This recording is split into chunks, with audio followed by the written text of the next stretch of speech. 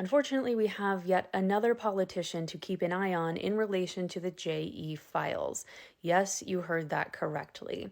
See, I want to introduce you to Don Huffines. He is running for a position called the Controller. I know it is spelled Comptroller for the state of Texas. And if elected, Don would essentially be like the chief financial officer of the state of Texas.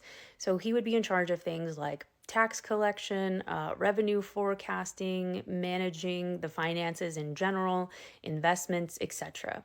Anything that the state wants to spend money on essentially would need Don's stamp of approval. That said, Huffines has a long history as both a businessman and a politician. He actually served as a Texas state senator for a while until he decided to leave the Senate in order to run against Greg Abbott for the Texas governor seat. Obviously, he did not win. On his website, Huffines clearly defines himself as, quote, a successful businessman, fifth generation Texan, and Trump Republican.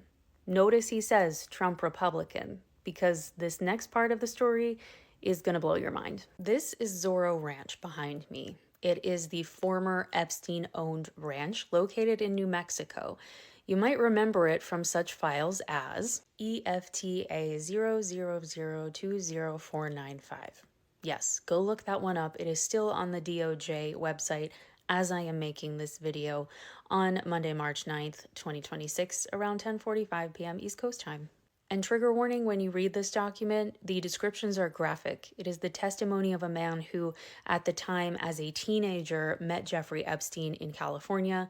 He was then flown to Zorro Ranch under false pretenses, was then drugged and brutally tortured and assaulted by Epstein and other unknown men at Zorro Ranch, before then being flown back with an armed guard and told never to speak of it ever again. I will point out one thing though, right below me, it says that there was a, quote, stripper lounge, something that looked like a stripper lounge in Zorro Ranch. And Don Huffines definitely knew it was there, among God knows what else. So let's reiterate what we're working with here. Don Huffines says that he is a MAGA Republican, a Trump Republican, and there is even an emblem that says he is Trump endorsed on his candidacy website. We see at the top of that page Donald Trump's image, Ted Cruz's image, and Charlie Kirk's image. Here's what you really need to know. In 2023, an LLC, a limited liability corporation, purchased Zorro Ranch for an undisclosed amount of money. It was then revealed that this LLC is directly tied to the Huffines family. Yes, you are understanding that correctly. Don Huffines purchased the Zorro Ranch in New Mexico, and even though he changed the address of it and the name of it to San Rafael Ranch, it is still the exact property that Epstein owned that allegedly had a, quote, stripper lounge, among other things, in it. Anytime he is asked about this, his campaign gives a response much like this one, which is a quote from an interview. A campaign spokesperson said, 4 years after Mr. Epstein's death, the Huffines family purchased property in New Mexico listed at public auction whose proceeds benefited his victims. Prior to the auction listing, they had never visited the property. The Huffines campaign also maintains that he would cooperate with law enforcement or any kind of investigation that would end up going on at former Zorro Ranch.